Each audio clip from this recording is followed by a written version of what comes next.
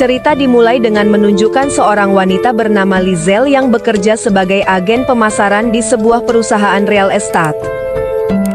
Saat dia bersiap pergi ke pekerjaan, pemilik rumah yang bernama Arnel menunggunya dan berkata bahwa dia akan mengambil uang sewa yang tertunggak untuk 1 bulan.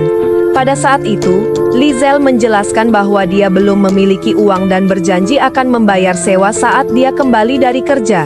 Ketika tiba di kantor, Lizelle mengikuti rapat yang dihadiri oleh seluruh tim pemasaran dan manajernya. Semua agen dari tim pemasaran mencapai target penjualan terendah kecuali Lizelle, yang tidak berhasil menjual properti apapun bulan itu.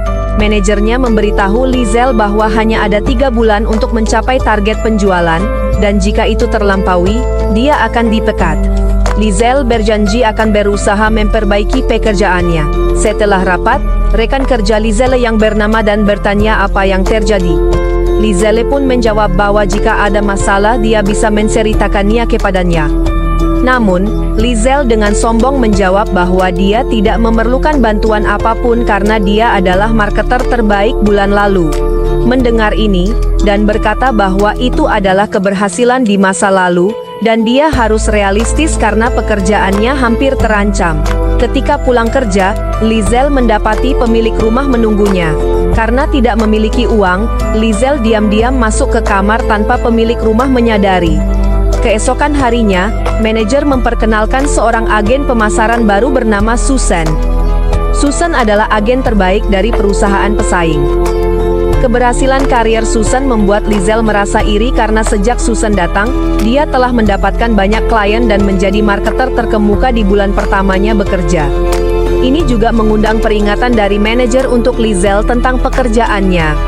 Susan tidak akan ragu-ragu untuk memecat Lizelle dari pekerjaan. Lizelle, yang tidak bisa menerima perlakuan seperti itu, diam-diam mengikuti Susan dan mengamati strategi pemasarannya. Pada awalnya, Susan menjelaskan properti tersebut dengan cara yang normal dan rasional. Di tengah-tengah penjelasan Susan tentang properti, pembeli bertanya tentang bonus spesial yang dijanjikan Susan dalam iklan properti tersebut.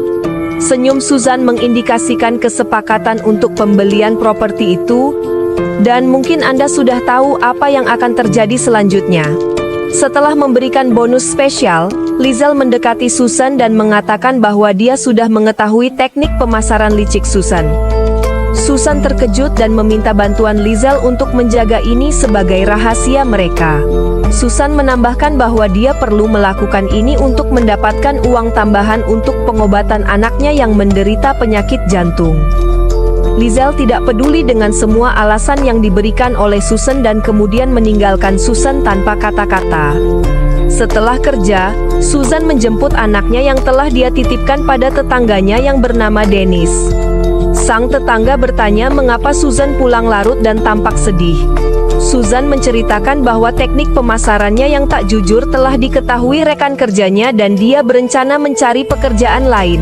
Sambil mereka berbicara, anak lelah Susan mendekat dan Susan pulang dengan anaknya ke tempat lain. Lizelle mendatangi pemilik rumah untuk meminta kunci gembok kamarnya. Namun Arnel menolak permintaannya karena Lizelle tidak memenuhi janjinya untuk membayar sewa. Arnel menawarkan pilihan lain, jika Lizelle bersedia melakukan keinginan Arnel, utang sewanya akan dianggap lunas. Tanpa pilihan lain, Lizelle setuju dengan permintaan Arnel. Beberapa waktu kemudian, Lizelle yang belum mencapai target penjualannya pergi ke sebuah klub untuk bersantai dan minum. Di sana dia bertemu dengan seorang pria bertato. Lizelle memutuskan untuk mencoba teknik pemasaran yang dia pelajari dari Susan untuk pertama kalinya. Upaya tersebut membuahkan hasil karena keesokan harinya pria bertato itu membeli 3 unit apartemen dan Lizelle segera menawarkannya layanan khusus. Keahlian Lizelle dipuji oleh rekan-rekannya karena cepatnya peningkatan penjualan mereka, dan kini dia sudah mencapai target penjualannya. Mendekati Lizelle, Susan menyatakan bahwa dia menyadari Lizelle menerapkan strategi pemasaran yang serupa dengannya, dan mengajaknya untuk berkolaborasi secara rahasia. Namun, Lizelle yang masih cemburu terhadap kesuksesan Susan menampik tawaran itu, dan sejak itu mereka berdua bergelut dalam persaingan menjadi yang terdepan di arena pemasaran tempat mereka berkarier. Hari berlalu, dan keduanya bersaing ketat untuk mendapatkan klien sebanyak-banyaknya. Mereka berdua menemukan klien potensial yang merupakan konglomerat di tempat yang sama. Keduanya berpura-pura tidak saling kenal dan mengikuti sebuah kompetisi diam-diam. Pada suatu kesempatan, Lizel sengaja menumpahkan minuman ke Susan saat mereka berbicara.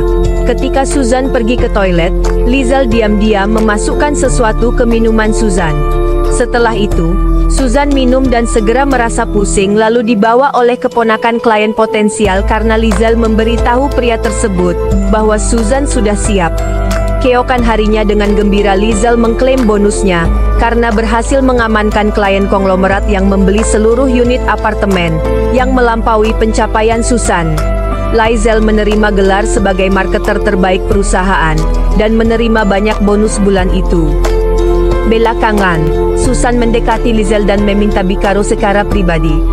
Dalam percakapan yang marah, dia sangat marah pada taktik kotor Lizel dalam mendapatkan klien.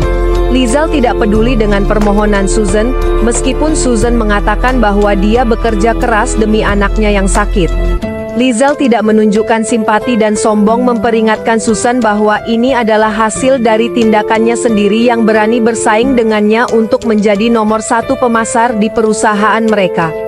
Beberapa hari kemudian, saat Susan tengah bekerja, dia mendapat kabar tidak menyenangkan dari Dennis yang menyebutkan bahwa putranya harus segera dioperasi di rumah sakit karena kondisi yang semakin memburuk.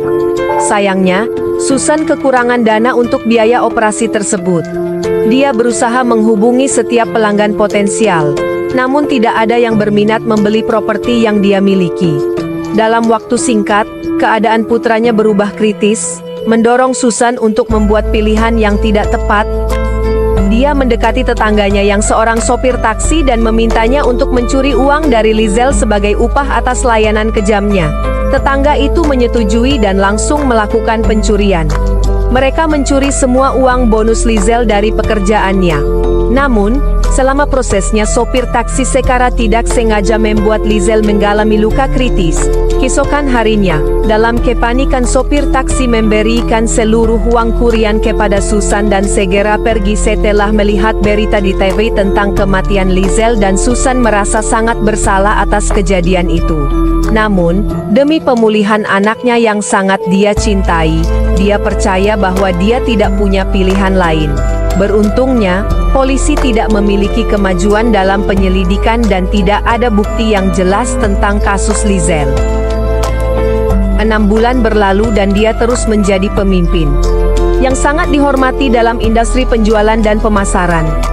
Susan yang bekerja sebagai pemasar di perusahaannya mendapatkan banyak bonus yang meningkatkan kondisi keuangannya. Film tersebut berakhir dengan perkenalan manajer kepada karyawan baru di departemen pemasaran yang sangat ambisius, arogan dan termotivasi untuk menjadi saingan Susan. Hal ini mengingatkan Susan pada sifat yang sama yang dimiliki oleh Lizel dan secara keseluruhan film itu menggambarkan bahwa kebanggaan yang tinggi dan kurangnya empati dapat berakibat negatif dalam kehidupan seseorang. Menghargai empati, keterbukaan terhadap perubahan dan kerendahan hati adalah beberapa pelajaran yang dapat dipetik dari pengalaman seperti ini. Jika Anda menyukai rekap ini, mohon dukung dengan menekan like pada video dan terima kasih banyak.